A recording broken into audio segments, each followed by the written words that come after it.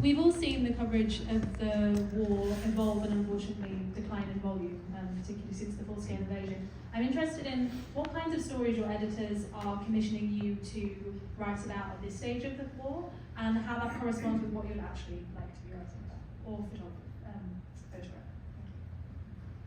That's something we actually wanted to talk about during our chat. Do you want to start? Sure. There was a few declines, of course, after 2022 and 2023.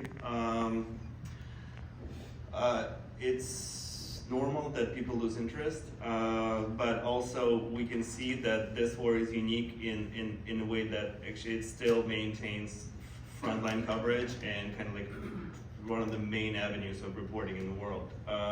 Partially it's because both journalist community and just the readers understand that this is the war that will determine how what we call the Western civilization will develop, because that's kind of a turning point between the East and the West, East collective West, right?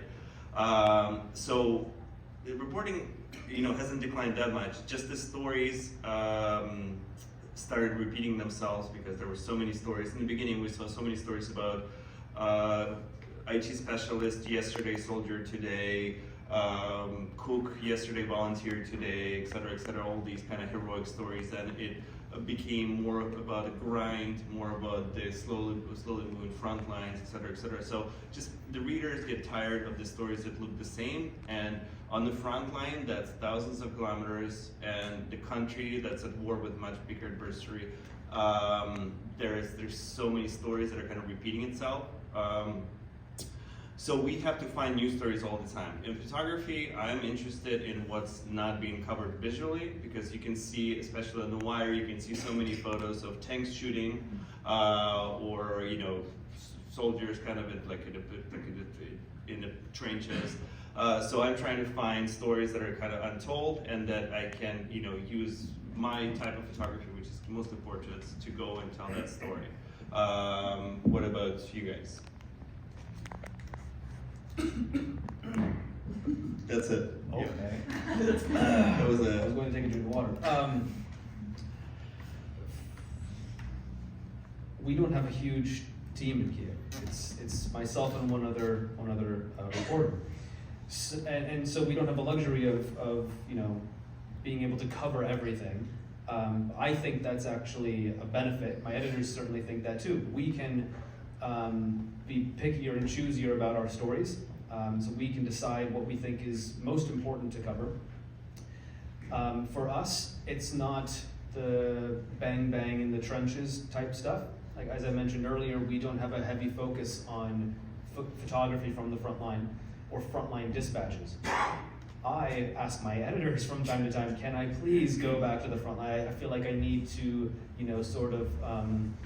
just touch base and get a sense of what has changed since the last time I was there. I might make a trip out somewhere to a frontline area once a month now. That used to be much more frequent in 2022, or certainly 2024 or 2014, 2015. I basically lived along the front line and was reporting around that area all the time. For me and for the FT, our focus is really the stakes, halls of power type stuff, politics, policy. What does Trump have in store for Ukraine? How is Zelensky going to respond? How is Europe going to respond? What we are really good at the FT, and if you read my colleague's story today about this, it was Trump changing his tune from going to saying, I'm going to solve this in 24 hours, to his team now talking about how they're going to give it some time and consider a bit more how they're going to do this, because Trump doesn't want to be a loser. He wants to be a winner, right? And now this timeline has grown to 100 days or 6 months, something like that.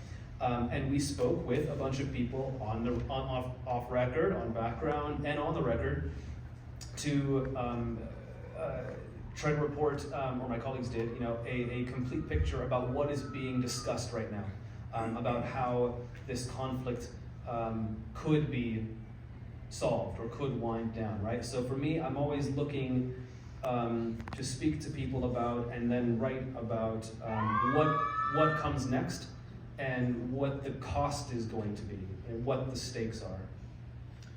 Yeah, one more point on this, because I think it's such an important question, and it's something that I grapple with all the time. Keeping Ukraine in focus, keeping the stories, at the front of people's minds.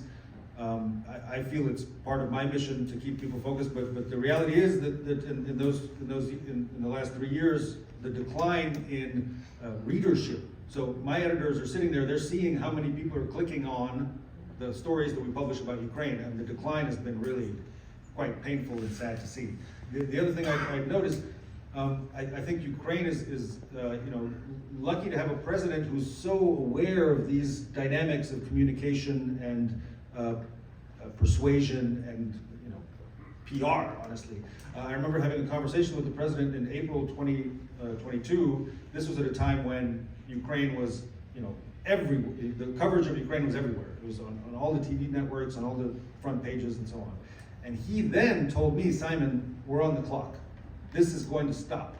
Very soon, we need to get as much support and weapons and win the hearts and minds now while we have the attention, because the attention is going to run out. Because people will get sick of, as he put it, seeing the same blood from the same nation day in and day out. They can't follow routine.